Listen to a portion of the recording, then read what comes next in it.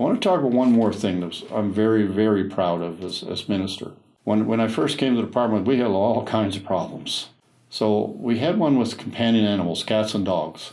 And it was a big controversy. As agriculture minister, I'm responsible for animal health and safety in the province. I remember I did an interview shortly after that with a very nice lady with the Chronicle Herald, and she asked me in the interview, what are you going to do for cats?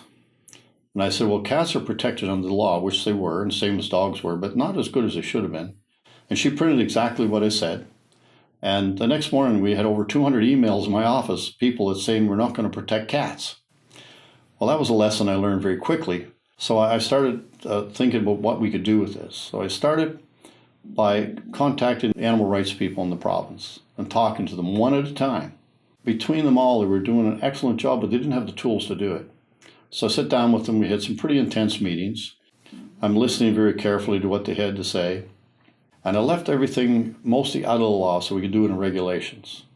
And that was done intentionally so we could make rapid changes. When rapid changes in government, several months. And I sat down with them and said, okay, here's what we're thinking about in regulations. There was all kinds of discussion around that. And I said, okay, there's some things we can do and some things we can't do, practical terms. So they came to me with two things they wanted to change. And I'm thinking to myself, we may not be able to change these things right away. They said, no, we don't want to change them now. We want to go away and do our research and our homework. And we'll be back in a year's time to tell us what they want done. So we're going to do some of those things and work with them very closely to make this happen. You'll see a lot in the paper. They get more convictions now. They can write tickets for people that don't look after their animals properly on the spot.